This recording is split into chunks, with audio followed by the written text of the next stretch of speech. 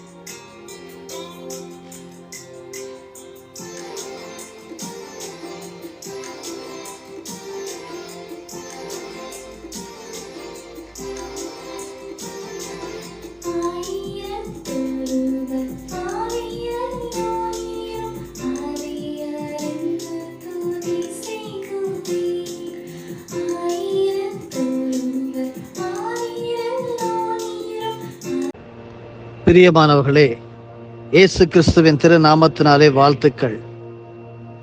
இந்த நாளுக்குரிய தியானத்தின் தலைப்பு, இந்த குழந்தை என்னவாக போகிறது. What this child is going to be. பரிசுத்த திருமறையின் ஆதார வசனம் லூக்கா 1:66. இந்த குழந்தை எப்படிப்பட்டதாக இருக்குமோ என்று சொல்லிக் கொண்டார்கள். இன்றைய தியான பகுதி லூக்கா 1 வசனங்கள் 57 முதல் 66 முடிய. எலிசபெத்துக்கு பிரசவ காலம் நிறைவேறின போது அவள் ஒரு புத்திரனை பெற்றாள். கர்த்தர் அவளிடத்தில் தம்முடைய இரக்கத்தை விளங்க பண்ணினார் என்று அவளுடைய அயலகத்தாரும் பந்து ஜனங்களும் கேள்விப்பட்டு அவளுடனே கூட சந்தோஷப்பட்டார்கள். 8ஆம் நாளிலே பிள்ளைக்கு விருத்த சேதனம் பண்ணும்படிக்கு அவர்கள் வந்து அதன் தகப்பனுடைய நாமத்தின்படி அதற்கு சகரியா என்று பெயரிட சொன்னார்கள். அப்பொழுது அதன் தாய், அப்படி அல்ல, அதற்கு யோவான் என்று பெயரிட வேண்டும் என்றாள். அதற்கு அவர்கள், உன் உறவின் முறையாரில் இந்த பெயருள்ளவன் ஒருவனும் இல்லையே என்று சொல்லி அதன் தகப்பனை நோக்கி, இதற்கு என்ன பெயரிட மனதாயிருக்கிறீர் என்று சைகையினால் கேட்டார்கள். அவன் எழுத்து பலகையை கேட்டு வாங்கி இவன் பெயர் யோவான் என்று எழுதினான். எல்லாரும் ஆச்சரியப்பட்டார்கள். உடனே அவனுடைய வாய் திறக்கப்பட்டு அவனுடைய நாவும் கட்டவிழ்க்கப்பட்டு தேவனை ஸ்தோத்தரித்து பேசினான். அதனால் அவர்களை சுற்றி வாசமாயிருந்த யாவருக்கும் பயம் உண்டாயிற்று. மேலும் யூதேயாவின் மலை நாடெங்கும் இந்த வர்த்தமானங்கள் எல்லாம் சொல்லிக் கொள்ளப்பட்டது. அவைகளை கேள்விப்பட்டவர்கள் எல்லாரும் தங்கள் மனதிலே அவைகளை வைத்துக்கொண்டு, இந்த பிள்ளை எப்படிப்பட்டதா இருக்குமோ என்றார்கள். கர்த்தருடைய கரம் அந்த பிள்ளையோடே இருந்தது. இந்த குழந்தை என்னவாக போகிறது. What this child is going to be. யோவான் ஸ்நானகனுடைய பிறப்பில் பல அதிர்ச்சியும் ஆச்சரியமும் வெளிப்பட்டன. கருவுற இயலா நிலையில் இருந்த எலிசபெத் கருவுற்றது. திடீரென வாய்ப்பேச நிலையில் அவதிப்பட்ட அவரது கணவன் சக்கரியா பிள்ளையின் பெயரை பலகையில் எழுதியவுடன் வாயின் கட்டு அவிழ்க்கப்பட்டது போன்ற வியத்தக நிகழ்வுகளை கண்ணுற்ற மக்கள் அதிர்ச்சியில் உறைந்து போயினர். இந்த அதிர்ச்சியில் மக்கள் எழுப்பிய குரல்தான் இக்குழந்தை எப்படிப்பட்டதா இருக்குமோ என்பதாகும். குழந்தை செல்வங்கள் கடவுள் குடும்பங்களுக்கு அருளும் அருட்கொடையாகும். அவர்களை குறித்த மிகப்பெரிய திட்டத்தை ஆண்டவர் வைத்திருக்கிறார். ஒரு விதைக்குள் அடங்கியிருக்கும் பெரிய மரம் போல குழந்தைகளுக்குள் மிகப்பெரிய எதிர்காலம் அடங்கியிருக்கிறது என்பதை திருமறை தெளிவாய் எடுத்து ஏம்புகிறது. அவர்களுக்குள் இருக்கும் ஆற்றலை அடையாளம் கண்டு கொள்ளவும் அவைகளில் அவர்கள் வளரவும் வழி செய்ய வேண்டியது ஒவ்வொருவருடைய கடமையாகும். யோவான் என்னும் குழந்தையினிடத்தில் காணப்பட்ட சிறப்புகள் என்ன என்பதை இன்று சற்று தியானிப்போம். முதலாவதாக, உளம் ஒத்துப்போக செய்யும். லூக்கா 1:17 அதை நமக்கு கற்றுத்தருகிறது. பிறக்க போகும் குழந்தையை குறித்து முன்னுரைத்த தேவதூதர் கூறும் கூற்று என்னவென்றால், இவர் தந்தையரும் மக்களும் உளம் ஒத்துப்போக செய்வார் என்பதாகும். அதிலும் சிறப்பு என்னவென்றால், பெற்றோரின் உள்ளங்களை பிள்ளைகளிடத்தும் பிள்ளைகளின் உள்ளங்களை பெற்றோரிடத்தும் திருப்புமாறு செய்வார் என்கிறார். ஆனால் யோவானின் பிறப்பினோடாய் தந்தையரும் பிள்ளைகளும் உள்ளம் ஒத்துப்போக செய்வார். அப்படி என்றால் பிள்ளைகளிடமிருந்து கற்றுக்கொள்வதற்கும் அவர்களிடம் இருக்கும் நல்ல பண்புகளை பாராட்டி அவற்றை வாழ்வில் ஏற்றுக்கொள்வதற்கு ஆயத்தமாக வேண்டும். அவற்றை வாழ்வில் ஏற்றுக்கொள்வதற்கு ஆயத்தமாக யோவானின் பிறப்பை குறித்து முன்னுரைக்கப்பட்ட போது, இது நடைபெறும் என எனக்கு எப்படி தெரியும் என சக்கரியா கேட்டவுடன் சக்கரியா பேச்சற்றவராய் மாறிவிட்டார்.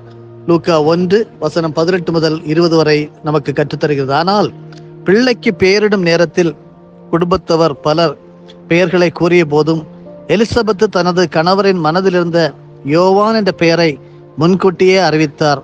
இதனால் யோவானின் தந்தைக்கும் தாய்க்கும் இடையே ஏற்படும் உளமொத்த அனுபவம் சிறப்பானதாகும். இரண்டாவதாக, உலகோரை உன்னதரிடம் திருப்பும். 1780ஆம் ஆண்டு ராபர்ட் ரைஸ் என்னும் இறை அடியவரால் இங்கிலாந்தில் தொடங்கப்பட்ட ஓய்வு நாள் பள்ளியின் நோக்கம் பிள்ளைகளை கிறிஸ்துவுக்கு நேராக நடத்துதல், lead the children to Christ என்பதாகும். சேற்றில் விளையாடி கொண்டிருந்த பிள்ளைகள் சேற்றை ஒருவர் மேல் ஒருவர் வீசி எறிந்து கொண்டிருந்த வேளை ராபர்ட் ரைக்ஸின் மீது சேறுபட்டது.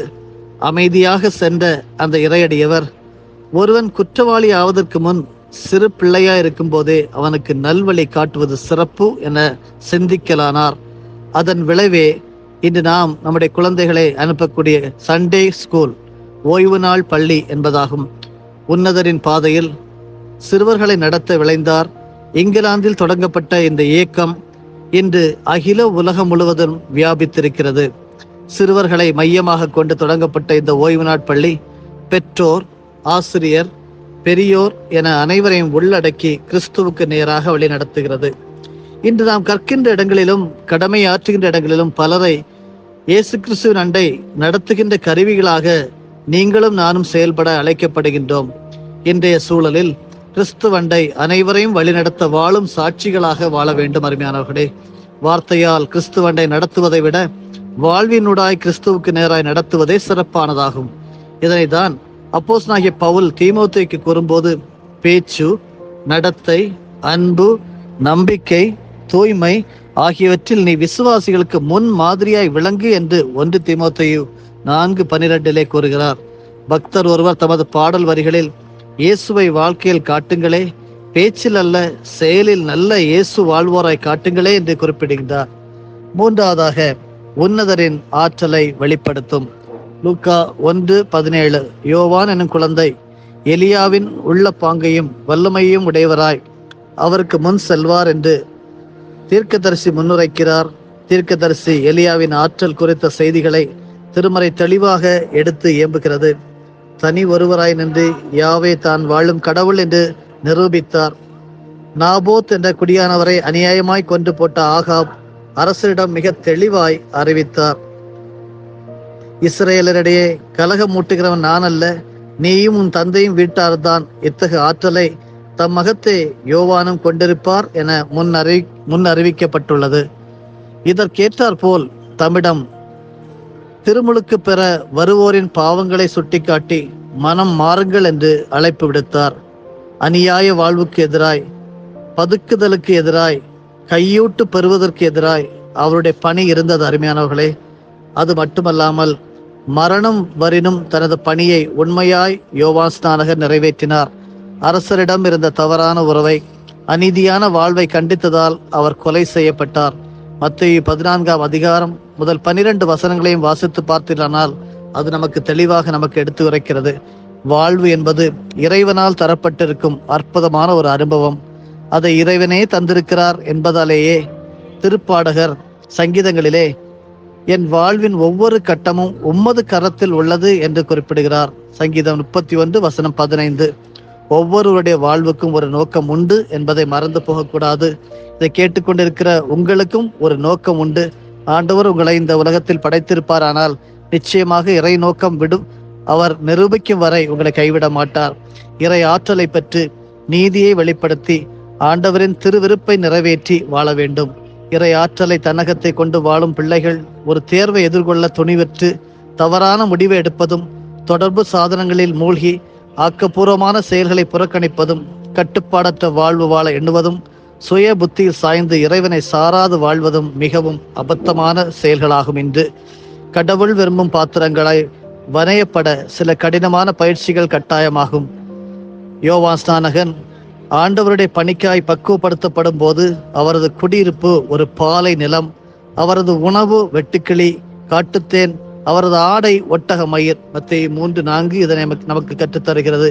இத்தகைய சூழ்நிலை எதிர்கொள்ளும் போது இறைவனுடைய ஆசீர்வாதத்தை பெற்று முன்னேற வேண்டுமே ஒழிய முடங்கி போய்விடக்கூடாது அருமையானவர்களே. எனவே உன்னதரின் ஆற்றலை பெற்றவர்களாய் வாழ்வோமாக. இந்த காலை வேளையிலே இந்த குழந்தை என்னவாக போகிறது என்று சொல்லி நீங்களும் உங்களுடைய குழந்தைகளை குறித்து ஒருவேளை கரிசனை உள்ளவர்களாக யோசித்துக் கொண்டிருக்கலாம். What this child is going to be. ஆண்டவர் யோவான் ஸ்நானகருக்கு குறித்த அந்த வாழ்க்கையை போல உங்களுக்கும் எனக்கும், உங்களுடைய பிள்ளைகளுக்கும் எங்களுடைய பிள்ளைகளுக்கும் நல்ல எதிர்காலத்தை வைத்திருக்கிறார். அவர்கள் உளம் ஒத்துப்போக செய்யும் பிள்ளைகளாக, உலகத்தாரிடம் உலகத்தோரை உன்னதரிடம் திருப்பும் பிள்ளைகளாக, உன்னதரின் ஆற்றலை வெளிப்படுத்தும் பிள்ளைகளாக வளர அழைக்கப்படுகிறோம். கர்த்தர் உங்கள் ஒவ்வொருவரையும் ஆசீர்வதிப்பாராக. ஜெபிப்போம். நல்ல ஆண்டவரே, எங்களுடைய பிள்ளைகளை உங்களுடைய கரங்களை தந்து ஜெபிக்கிறோம். யோவான் ஸ்நானகனை போல ஆண்டவரே, எங்களுடைய பிள்ளைகள் நல்ல ஒரு தீர்க்கதரிசியாக, கர்த்தருக்கு பயப்படுகிறவராக, உளம் ஒத்துப்போக செய்யும் உம்முடைய உள்ளத்தை எங்களுடைய பிள்ளைகள் பிரதிபலிக்கத்தக்க கூடிய பிள்ளைகளாக, உலகத்தாரை உங்களிடம் திருப்பும் பிள்ளைகளாக, உன்னதரின் ஆற்றலை வெளிப்படுத்தும் பிள்ளைகளாக எங்கள் பிள்ளைகளும் வளர உதவி செய்வீராக. பிள்ளைகள் வளர்ந்து வரும்போது உம்முடைய பாக்கியம் பெற்று உம்முடைய அருளை பெற்று வளர உதவி செய்வீராக. எல்லா புத்திக்கும் மேலான தெய்வ சமாதானம் எங்கள் பிள்ளைகளுடைய இருதயங்களையும் சிந்தைகளையும் காத்துக்கொள்ள கிடவு. எங்களையும் அர்ப்பணித்து ஜெபிக்கிறோம். மன மகிழ்ச்சியின் நாளாக, வெற்றியின் நாளாக, ஆசீர்வாதத்தின் நாளாக அறிவிக்கிறோம். இந்த குழந்தை எப்படிப்பட்ட குழந்தையாக வளரும், என்னவாக போகிறதோ என்று எந்த சந்தேகமும் இல்லாமல் கர்த்தர் எங்கள் பிள்ளைகளை நல்லபடியாக வளர்த்து தருவீர். ஆசீர்வாதமான குழந்தைகளாக, உமக்கு பிரியமான வாழ்க்கை, உலகத்திற்கு ஆசீர்வாதமான வாழ்க்கை எங்கள் பிள்ளைகள் இருக்கும் என்று சொல்லி நம்புகிறோம், விசுவாசிக்கிறோம். இயேசு கிறிஸ்துவின் மூலமா ஜெபிக்கிறோம் நல்ல பிதாவே. ஆமேன், ஆமேன், ஆமேன். என் ஆத்துமாவே கர்த்தரை ஸ்தோத்தரி, என் முழு உள்ளமே அவருடைய பரிசுத்த நாமத்தை ஸ்தோத்தரி. என் ஆத்துமாவே கர்த்தரை ஸ்தோத்தரி, கர்த்தர் செய்த சகல உபகாரங்களையும் மறவாதே. ஆமேன்.